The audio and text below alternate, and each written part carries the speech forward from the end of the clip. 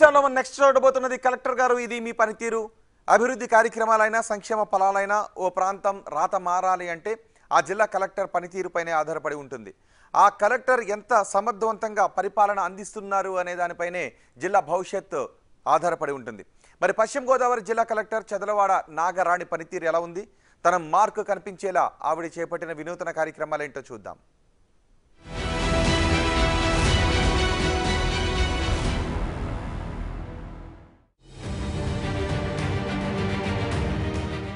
IAS Chadalavada Nagarani ఎన్నికల తరువాత పశ్చిమ గోదావరి జిల్లా కలెక్టర్గా నియమితులయ్యారు. జిల్లాల పునర్విభజన తరువాత పశ్చిమ గోదావరి జిల్లాకు భీమవరం హెడ్ క్వార్టర్గా మారింది. నాగరాణి కలెక్టర్గా బాధ్యతలు చేపట్టిన నాటి నుంచి జిల్లా అభివృద్ధికి తన వంతు కృషి చేస్తున్నారు. కలెక్టర్గా పనితీరు ఎలా ఉంది? ఐఏఎస్ నాగరాణి జిల్లాలో విద్య, వైద్యం, పారిశుధ్య నిర్వహణ తీరుపై ఎక్కువగా శ్రద్ధ పెట్టారు. కూటమి ప్రభుత్వం ప్రతిష్టాత్మకంగా చేపట్టిన P4 పథకాన్ని ముందుకు తీసుకెళ్లేందుకు కృషి చేస్తున్నారు. మార్గదర్శులు బంగారు కుటుంబాలను దత్తత తీసుకునేలా తన వంతు ప్రయత్నం చేస్తున్నారు. ప్రతి సోమవారం కలెక్టరేట్లో నిర్వహించే స్పందన కార్యక్రమంలోనే కాకుండా మిగిలిన రోజుల్లోనూ వీలైనప్పుడల్లా ప్రజల నుంచి అర్జీలను స్వీకరిస్తున్నారు. వాటి పరిష్కారానికి త్వరితగతిన చర్యలు తీసుకుంటున్నారు. జిల్లాలో అన్ని రకాల సంక్షేమ హాస్టళ్లలో వసతులు మెరుగుపరచడంపై దృష్టి పెట్టారు.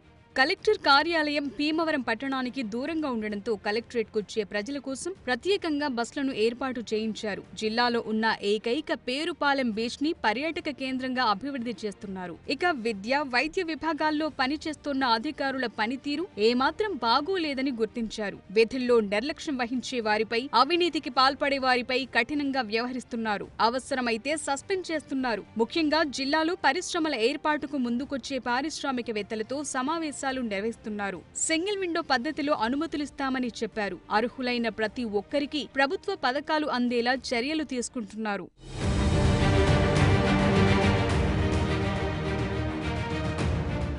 కలెక్టర్గా చేపట్టిన వినూత్న కార్యక్రమాలేంటి? కలెక్టర్గా నాగరాణి పూర్తిగా ప్రజా పాలనపైనే దృష్టి సారించారనే చర్చ జరుగుతోంది. అందువల్ల ఆమె ప్రత్యేకంగా ఎలాంటి వినూత్న కార్యక్రమాలపై ఫోకస్ చేయనట్లు తెలుస్తోంది. అయితే రక్తదానం ప్రాణదానంతో సమానమని భావించి బ్లడ్ బ్యాంకులకు తన వంతు ప్రోత్సాహాన్ని అందిస్తున్నారు.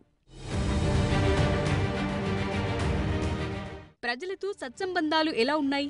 నాగరాణి ఒక కలెక్టర్గా కాకుండా సామాన్యురాలిగా ప్రజలతో మమేకమవుతున్నారు. ముఖ్యంగా స్పందనలో ప్రజల నుంచి వచ్చే అర్జీలు వెంటనే పరిష్కారమయ్యేలా చర్యలు తీసుకుంటున్నారు. అధికారులు వాటిని పట్టించుకోకపోతే నేరుగా కలెక్టరే వాటిని పరిష్కరించే ప్రయత్నం చేస్తున్నారు. అయితే కలెక్టర్ నాగరాణికి ఉన్న చిత్తశుద్ధి కింది స్థాయి అధికారుల్లో లేకపోవడంతో అనవసరంగా విమర్శలు ఎదుర్కొంటున్నారనే చర్చ జరుగుతోంది. ఆమె జిల్లాలో ఎక్కడ పర్యటించినా ప్రజల్ని నేరుగా కలుసుకుని వారి సమస్యల్ని అడిగి తెలుసుకుంటున్నారు. అవకాశముంటే వాటిని వెంటనే పరిష్కరించేలా అధికారులకు ఆదేశాలు జారీ చేస్తున్నారు.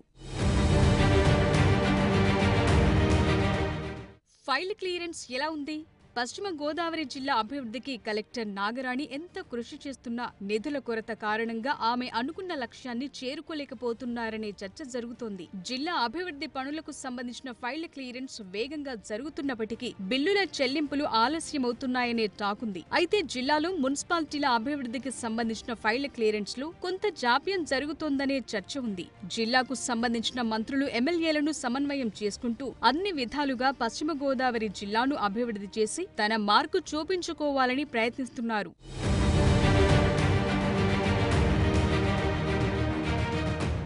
ఓవరాల్ గా కలెక్టర్ రేటింగ్: కలెక్టర్ పనితీరు 4/5, వినూత్న కార్యక్రమాలు 2/5, ప్రజలతో సత్సంబంధాలు 3/5, ఫైళ్ల క్లియరెన్స్ 3/5.